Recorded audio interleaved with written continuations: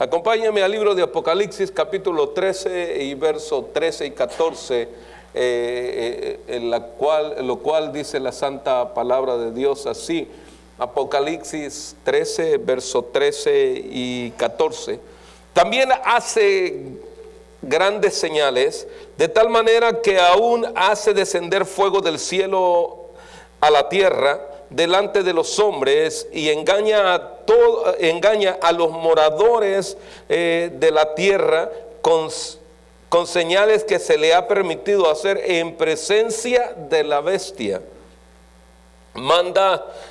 mandando a los moradores de la tierra que le hagan una imagen a la bestia que tiene la herida de la espada y vivió.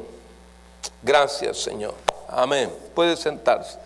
Continuamos el estudio de Apocalipsis y se recuerda que estábamos precisamente hablando la semana pasada acerca de lo que hace el complemento, de lo que es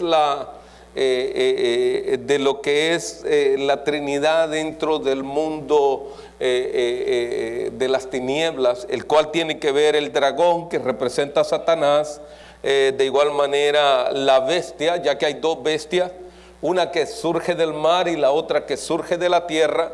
La bestia que surge del mar es el anticristo, y la bestia que surge de la tierra es el falso profeta.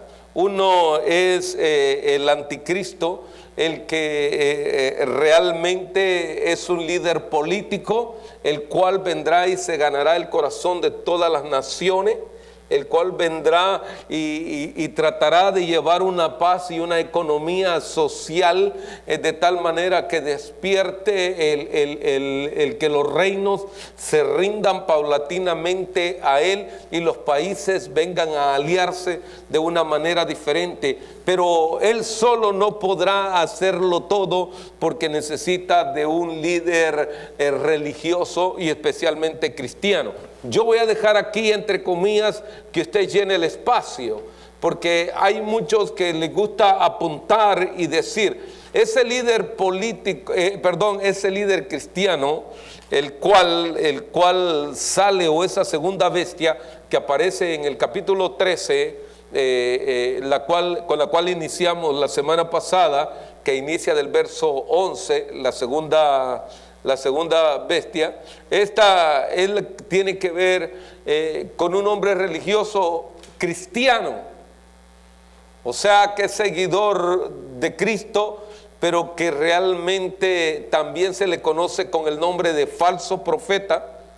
Y dentro de ello también vienen algunas cosas interesantes, las cuales vamos nosotros a descubrir. Y es que en un momento determinado, en el verso 13, empieza a decir y hace señales. Esto lo viene a convertir aquel que, y esa herida de la cual habla también es algo muy importante, porque era una herida de ¿qué? Dice, de muerte. Y esto en el mundo de ellos lo llevan a la comparación en que tiene que ver como Cristo, que fue puesto que en aquella tumba, y entonces el Señor dijo, yo doy mi vida por vosotros, pero yo la tomo cuando quiera. Entonces todo esto es conocido como un milagro, algo poderoso, algo grandioso. Pero de la misma forma, en los postreros tiempos, cuando esto acontezca, vendrá y esto llamará la atención. Pero durante este otro periodo de tiempo, que fue que precisamente lo que traté de acentuar la semana pasada, y era precisamente los tiempos de la apostasía, o los tiempos de la negación de la verdadera fe. Y eso es muy sencillo. A manera que el tiempo de la venida de Cristo se va acercando, vendrán los hombres aparentemente viniendo y torciendo la palabra de Dios y poniéndola a su juicio. Por eso es que cada uno inventará sus doctrinas según de acuerdo a la necesidad o el estatus de su propia iglesia. Y usted me va a decir, pastor, ahí ya se metió en problemas. Sí, sé en lo que estoy, y sé lo que representa predicar Apocalipsis, porque aunque aparentemente muchos no queremos darnos cuenta qué es lo que realmente es apostatar acerca de nuestra fe, esto quiere decir negar nuestra fe. Y ahí es donde comenzamos a adoctrinar una iglesia o llevar la doctrina de una iglesia errónea. Ahora, los presidentes a través del tiempo han venido abriendo y rompiendo la verdadera imagen bíblica, la cual conducía a nuestra nación a Dios. Y es que ellos sabían que esto es lo que Dios dice y esto es conocido como la palabra de Dios, la cual es inquebrantable e inmovible. Mas sin embargo, año con año y esta ocasión que hubo cambio de presidente, también hubieron leyes que ellos pusieron. ¿Para qué? Para destruir aún más la fe verdadera de nuestra nación. Y la Biblia dice, y entonces le permitirán casarse a hombre con hombre y mujer con mujer.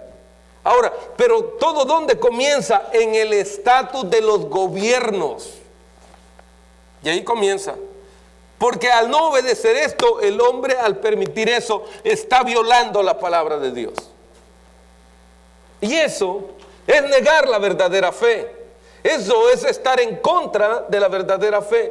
Y todo eso se está paulatinamente, y así como eso, vienen agregándose muchas cosas más dentro de la iglesia que debemos de darnos cuenta que la Biblia dice claramente entre lo que es pecado y lo que no es pecado, entre lo que a Dios le agrada y lo que a Dios no le agrada, entre lo santo, lo puro y lo que es verdaderamente abominación a Dios.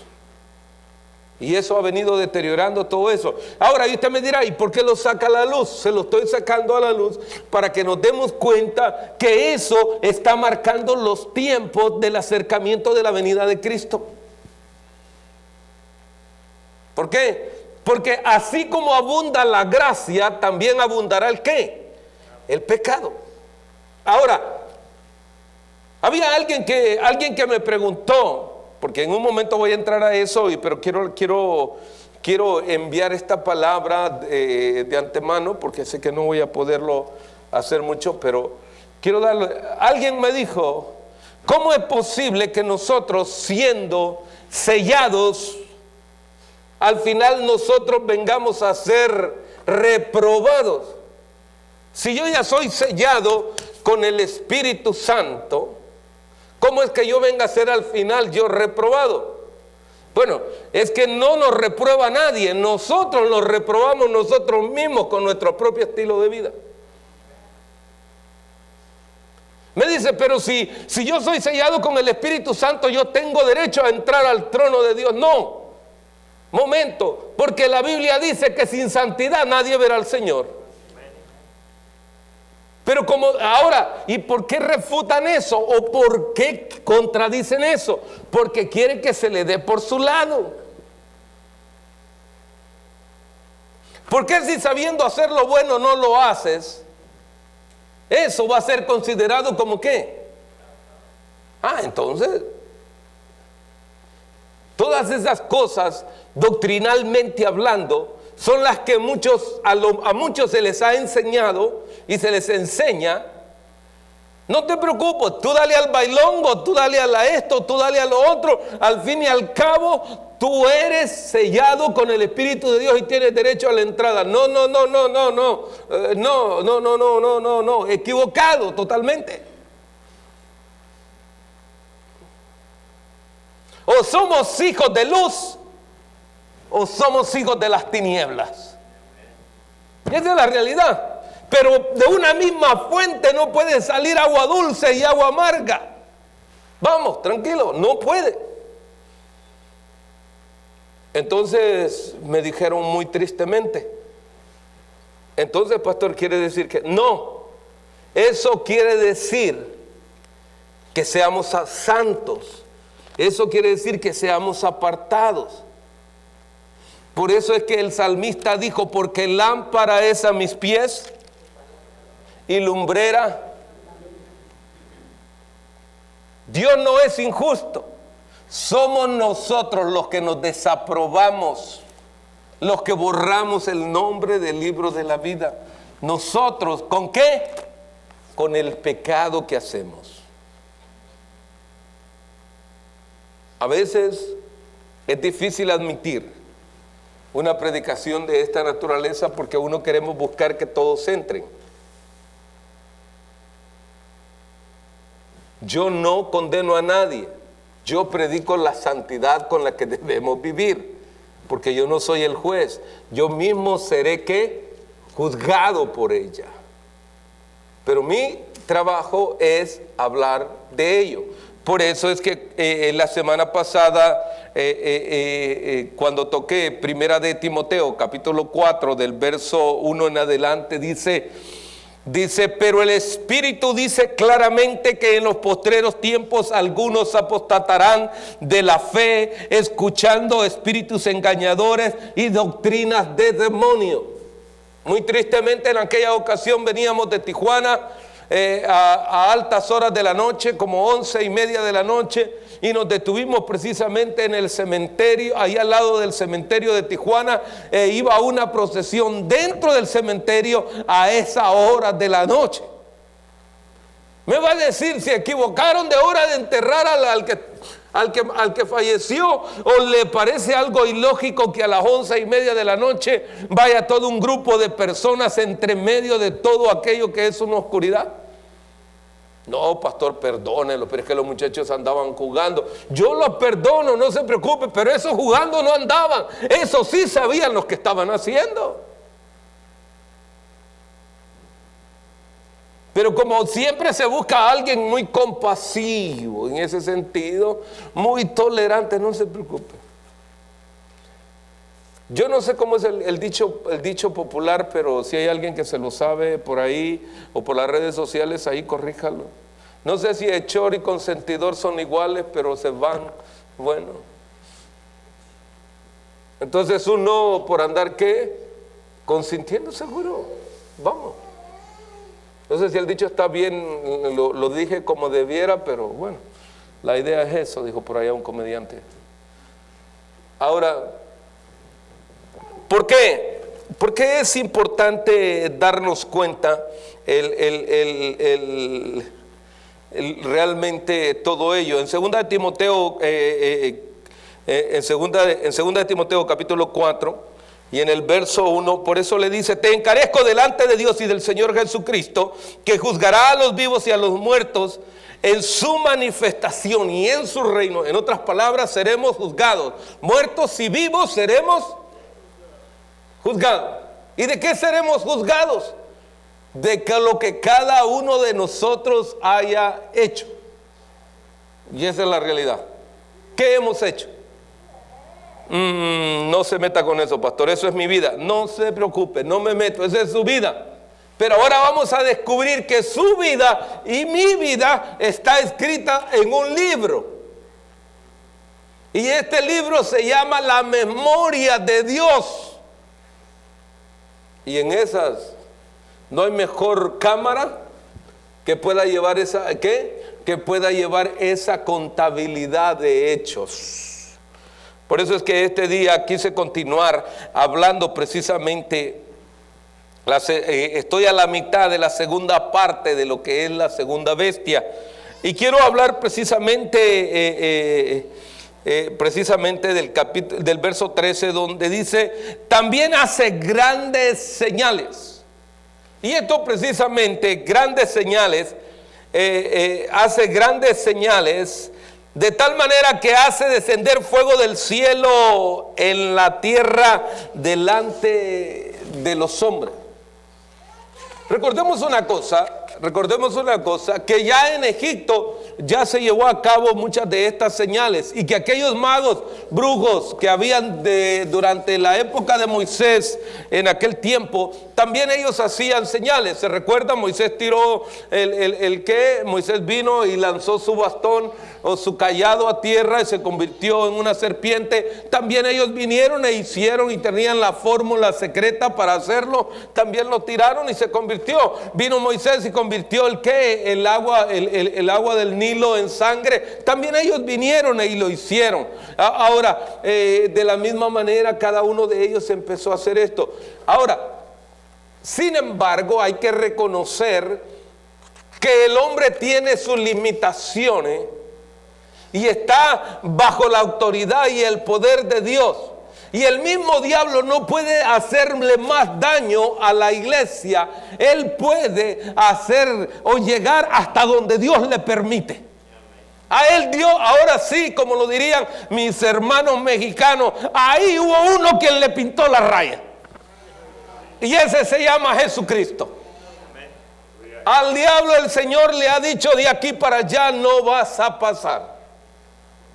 Y precisamente eso es el acontecimiento más grandioso, porque en la primera parte vemos cómo que el dragón, la serpiente antigua, ha sido desechada de allá del trono. Hay gran gozo, pero ahora va a haber más problema en la tierra. ¿Por qué? Porque ahora precisamente vienen muchas cosas, y entonces él quiere hacer cosas grandes, y para ello son tres personajes que los cuales toman acción en este pasaje, y entre los cuales dice: también hace grandes señales, de tal manera que hace descender fuego. Y esto tiene que ver precisamente con Elías allá precisamente. Cuando el profeta hace descender también fuego, él dice, hace descender fuego del cielo, haciéndose comparable como que, y dice, el falso profeta, porque él quiere hacer quedar mal a todos los profetas de la Biblia y decir que él es superior, y que todo lo que hicieron todos ellos a través de la historia, también él lo puede hacer. Y como nosotros los hombres caminamos por vista, nos dejamos ir con la mentira. ¿Y qué? Y el mundo va a seguir: no, pero es que allí, oiga, ese es un gran hombre de Dios, el que hace descender fuego. Y entonces empieza ¿qué? Todo el mundo a poner sus ojos en él. Y sigue diciendo, dice: fuego del cielo a la tierra. Pero ¿cuál es el propósito? El propósito de él lo dice el verso 14. El verso 14 dice: y engaña a los moradores de la tierra con las señales. El propósito es engañar. Mire, y a nosotros como que nosotros no necesitamos mucho para que nos engañe cualquiera. Primero, no tenemos discernimiento espiritual porque no oramos. Segundo, no leemos la palabra. Entonces, si nosotros queremos que Dios nos enseñe el camino, tenemos que primero tener consagración, buscar a Dios en oración. Número 2, tenemos que leer la palabra. ¿Para qué? Para que Dios nos enseñe acerca de las cosas que vienen o están aconteciendo. Ahora, sigue diciendo acá, esta parte, dice el verso 14, que se le ha permitido hacer en presencia de la bestia. No, la bestia le ha dado eso, no, Dios desde los cielos, durante esos 42 meses, durante esos 3 años y medio, Dios le permitirá que haga señales y que haga todo ello. Ahora, acuérdese que una persona no puede llegar hasta la cima si no primero va escalando. Nadie puede llegar a la cima de un solo, decir, ya, no, va escalando. Tanto el anticristo como el falso profeta de la misma forma van ganando terreno dentro de todo ello. Por eso es que Juan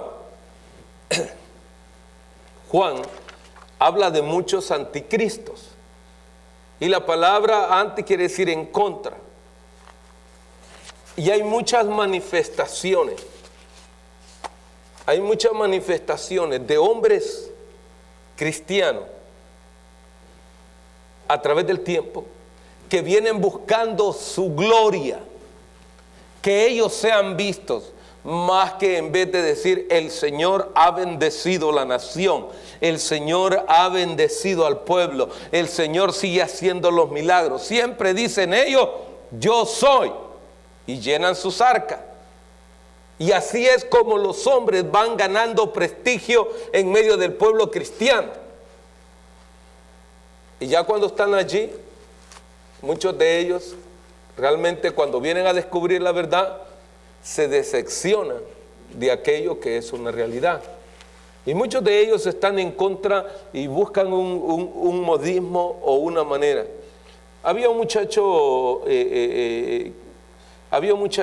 quiero terminar con esta parte allí. Había un muchacho que es muy bueno para tocar la guitarra, un muchacho argentino, no me recuerdo su nombre ni le quiero hacer propaganda a su nombre, pero muy bueno. Dice que hasta los 10 años creció con su mamá dentro de la iglesia y se fastidió de la iglesia. Y se fue al mundo. Desde los 10 años se fue al mundo. Y desde la Argentina llegó hasta México. Y en México se convirtió en uno de los más grandes rockeros. Pero también un día le pusieron una pistola en la cabeza. Y entonces le dijeron, ¿tú crees en Dios? Y él había renunciado al Señor, siendo cristiano. Y dice que con la pistola en la frente, se peleaba dentro de sí mismo si le decía, sí, soy cristiano o no soy cristiano. ¿Creo en Dios o no creo en Dios? Dice, y algo dentro de mí me obligó a decirle que sí, que yo creía en Dios. Porque todos sus compañeros de banda dice que eran ¿qué? Ateos. Y cuando él le dijo, sí, yo creo en Dios, dice que le dijo, si tú me hubieras dicho que no creías en Dios, aquí te hubieras quedado. Desde ese día, dice, inmediatamente volvió nuevamente a Cristo. Ahora yo pregunto, ¿por qué nosotros a veces somos así? Si ¿acaso no ha visto la mano de Dios en su vida? ¿Acaso no ha visto que Dios está de su lado?